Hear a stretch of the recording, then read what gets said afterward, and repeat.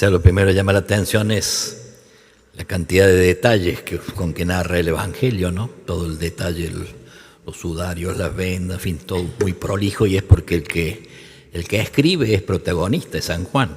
Él escribe lo que él vivió. El otro era Pedro, Magdalena, pero es un relato autobiográfico en donde él, como siempre sucede con San Juan, siempre se llama a sí mismo, no Juan, sino el discípulo al que Jesús amaba. Fíjense, no es que se creía más que los otros, pero tenía clara conciencia del cariño del Señor por él, ¿no? Hemos hecho un camino cuaresmal, ha terminado anoche, ¿no? Ahora comenzamos otro camino, el camino pascual. Así como íbamos hacia Jerusalén en el cuaresmal, ahora el desafío es que cada uno de nosotros vaya hacia la tumba vacía, hacia la piedra corrida. Antes era un camino penitencial, ahora es un camino hacia la alegría, que no por ser así es menos fácil. A veces el camino hacia la alegría a veces es más arduo que el camino hacia el dolor, aunque suene casi, digamos así, ridículo. Pero de hecho, fíjense, Cuaresma son 40 días, tiempo pascual son 50 días, 10 días más. Daría la impresión que hace falta más tiempo para disponer el corazón para la alegría, y es que la alegría es una dimensión superior al dolor, ¿tá? Que lo supone, no lo niega, pero es una dimensión superior. Y nosotros, la alegría es, digamos así, el mensaje de este tiempo. El imperativo del Señor cada vez que sale al encuentro de los discípulos, de las mujeres o de todo el pueblo, es alégrense. Esta es la exigencia de este tiempo, ¿no? Por lo tanto, comenzamos este camino de ir hacia la tumba vacía, a buscar los signos de Cristo resucitado en nuestra vida, porque a Cristo resucitado no lo vamos a encontrar nosotros. Ellos sí lo encontraron, nosotros no lo vamos a encontrar. Ya subió al cielo con el Padre, volverá al final de los tiempos. Entonces nosotros es inútil buscarlo a Cristo resucitado, buscamos los signos de Cristo resucitado en nuestra vida.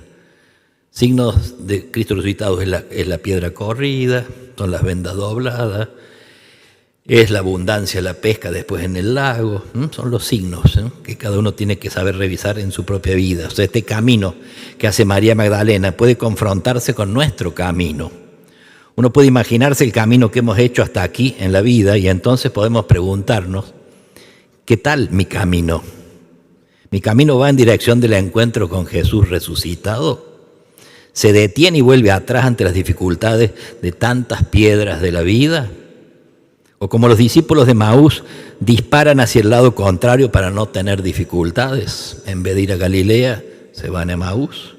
O como los otros discípulos, yo prefiero a veces la parálisis, el encerrarme y la defensa ante cualquier horizonte de esperanza. Mi camino, el personal, el de cada uno, ¿no? ¿Apuesta a la esperanza? ¿Busca el encuentro?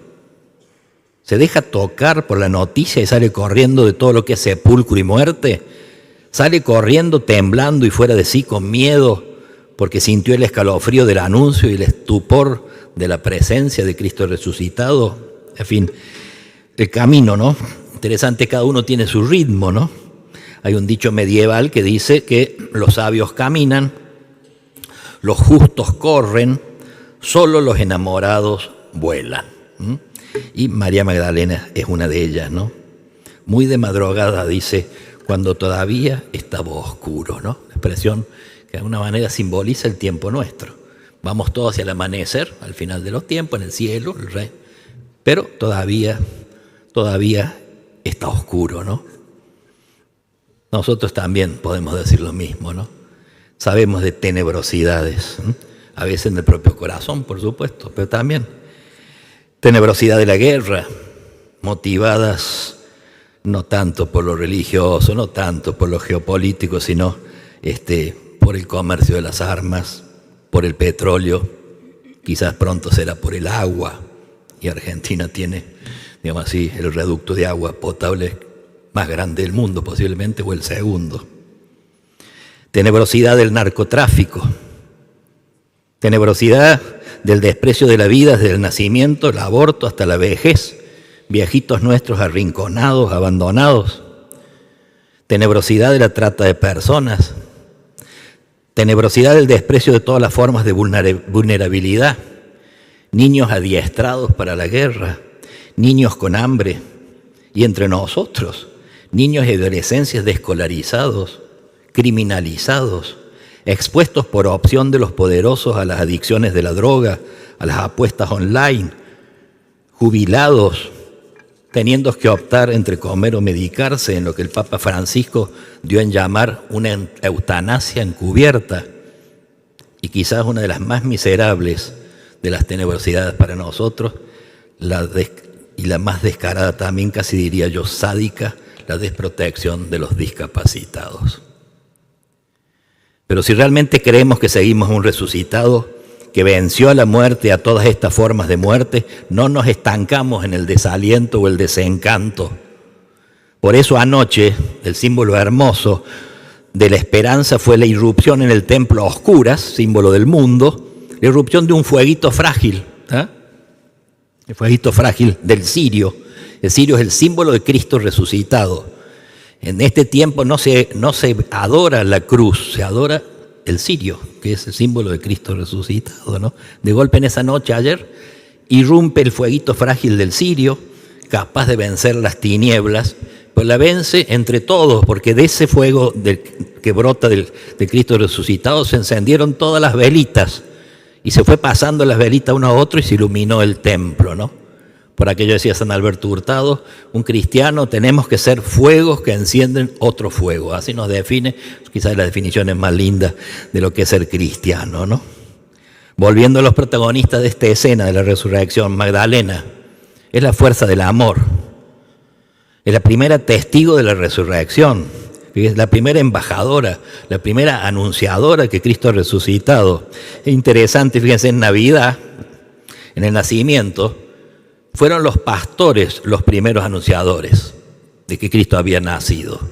Y los pastores no eran los niños tiernos que solemos poner nosotros en los pesebres vivientes, era un rejunte malandras que vivían en las periferias de la ciudad, no podían entrar a la ciudad, no podían participar del templo. Cuidaban animales a la noche, eran los, por decir así, los más pobres de la ciudad. Ellos fueron los anunciadores del nacimiento de Jesús. Y de la resurrección, una prostituta. Interesante, los sencillos anuncian el nacimiento y una mujer muy pecadora anuncia la resurrección. Las mujeres, tengan en cuenta, no podían hablar a los hombres en público, no podían leer y tocar el libro de la ley, no podían ser testigos de una corte legal, no podían ser discípulas de un rabí. A la esperanza ninguna piedra, por grande que sea, podrá tapar, decimos, ¿no? La piedra, cuando llega, dice Magdalena, la piedra ya estaba corrida, ¿no? Interesante, cada uno de nosotros en nuestra vida tiene alguna piedra grande corrida, ¿no? Aquello que el Señor ya hizo por mí, esquemas que removió, obstáculos que quitó en mi vida, en la de cada uno, impedimentos que venció, confianza que puso de pie, situaciones que creíamos clausuradas, de las que pensábamos que nunca podríamos salir. En fin, esto es la piedra corrida. Hay que saber descubrir, encontrar en mi propia vida qué significa la piedra corrida en mi vida, ¿no? Magdalena cree y no cree, no se anima a la luz todavía, la vislumbra, prefiere todavía hablar de muerte, se va a verlo a Pedro y a Juan, se han llevado al Señor, le dice, se han llevado el cadáver, es decir, todavía está anunciando un robo. Y a veces nosotros andamos en la misma, el Señor glorioso y yo doloroso. El Señor gritándonos, alégrense, y yo rumiando tristezas. El Señor llenándonos de luz y yo coleccionando tinieblas. Vos, piedra corrida, vos, Señor, piedra corrida, y yo, lápida cerrada. Interesante, los tres van al sepulcro, van a buscar a Cristo resucitado, van a buscar los signos de su resurrección, la piedra corrida, los lienzos doblados. Uno más rápido, Juan, llega antes, otro más lento, Pedro, pero cada uno le comunica al otro ese poco que ha visto. Se ayudan unos a otros a creer, a poner de pie la esperanza, a salir de la tristeza juntos construyen la conclusión: Cristo ha resucitado, está vivo. Cada uno a su ritmo. Fíjense, Juan corre rápido, es el intuitivo, el que menos necesitó para creer. Dice, hablando de sí mismo, entró, vio y creyó. ¿Qué vio? Nada, porque lo que buscaban no estaba, que era el Señor. Y sin embargo, en esa nada intuyó contemplativamente, con una intuición, de que Cristo realmente había resucitado. Pedro, en cambio, es más lento, ¿no? El Señor le deja las vendas, el sudario doblado, la bandera rendida de la muerte. Después le va a preparar el desayuno, después le va a llamar aparte. O sea, Pedro es lentitud. Ahora, una vez que Pedro cree, Pedro da la vida, ¿no? Pedro, que no cree, invadido por pensamientos negativos de la tristeza, de desilusión, de haberlo negado 3 veces. Sin embargo, cuando Magdalena le viene a decir, se levantó, no se quedó, no se apoltronó, fue en busca de Jesús, fue al encuentro, no cedió a la tristeza, le dio espacio a la voz de la esperanza, dejó entrar la luz. Las mujeres que van al sepulcro tienen la misma experiencia. Rostro gacho, ¿por qué buscan entre los muertos al que está vivo, no? Como Pedro y las mujeres no podemos encontrar la vida en la tristeza. Dejemos que el Señor quite la primera piedra, que es la falta de esperanza. El Señor no está aquí, eso es lo que dice el ángel a Magdalena, ¿no? Es fuerte la frase. ¿A quién buscas? El Señor no está aquí. El Señor no está en nuestros miedos, ¿eh? El Señor no está en nuestra tristeza. Es una trampa pretender ser cristiano sin esperanza, como si el Señor no hubiera resucitado. Y por eso la primera enseñanza, cuando faltan los signos visibles del Señor resucitado, hay que sacudirse, moverse, correr, buscar comunicación con otros, ¿no? En fin, comienza nuestra peregrinación hacia la tumba vacía, lo cual quizás nos da un poco de miedo. ¿Qué encontraremos, no? ¿Cuál será la piedra corrida? ¿Cuál serán las vendas y los lienzos doblados para mí? Tiene que haber en mí, en este tiempo, un vivir nuevo. Era el primer día de la semana, dice, cuando estaba amaneciendo, comenzando ese día. Con estas indicaciones se nos está diciendo algo muy profundo sobre la Pascua. Es el comienzo de una semana y el comienzo de un día. Es un nuevo comienzo, es algo nuevo por estrenar. Comienza una semana, un día, una vida para nosotros. Hoy es el primer día de la semana. Hoy es el día de un nuevo amanecer personal. Algo tiene que amanecer en mí en este tiempo. Así como he dicho, algo tiene que morir, lo hemos visto, algo tiene que resucitar en mí, algo tiene que nacer en mí en este tiempo. Por tanto, la Pascua de Jesús es también un nuevo comienzo para nosotros, porque con ella nos ha liberado del pecado y de la muerte y nos abre al don de una vida nueva. Si Magdalena no se hubiera movido, el sepulcro hubiera quedado allí abierto sin nadie saberlo, ¿no?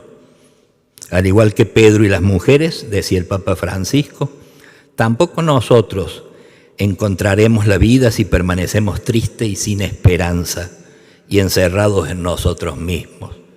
Abramos en cambio al Señor nuestros sepulcros sellados para que Jesús entre y lo llene de vida. Llevémosle las piedras del rencor y las losas del pasado, las rocas pesadas de las debilidades y de las caídas. Él desea venir y tomarnos de la mano para sacarnos de las angustias. Pero la primera piedra que debemos remover este día es esta, la falta de esperanza que nos encierra en nosotros mismos. Que el Señor nos libre de esta terrible trampa de ser cristianos sin esperanza, que viven como si el Señor no hubiera resucitado y nuestros problemas fueran el centro de nuestra vida. Se lo pedimos a la Virgen. En el Evangelio no habla del encuentro de Jesús resucitado con la Virgen, es curioso. Algunos autores, los santos padres y San Ignacio en los ejercicios espirituales, en cambio, lo supone. Dicen, era imposible pensar que Cristo resucitó a quien sea la primera en visitar no sea a su madre, ¿tá? Y entonces la primera contemplación de los ejercicios, al final de los ejercicios, Ignacio nos presenta teatralmente la escena en donde Jesús va a la casa de la Virgen a encontrarse con ella, ¿no? la que lo acompañó en la cruz, la que lo acompañó todo el camino hacia la cruz, no podía no acompañarla también en el camino de la resurrección. Y así como le pedimos que nos tome la mano para que nos lleve a la cruz, también le pedimos que nos tome de la mano para que nos lleve al gozo de la resurrección. Que así sea.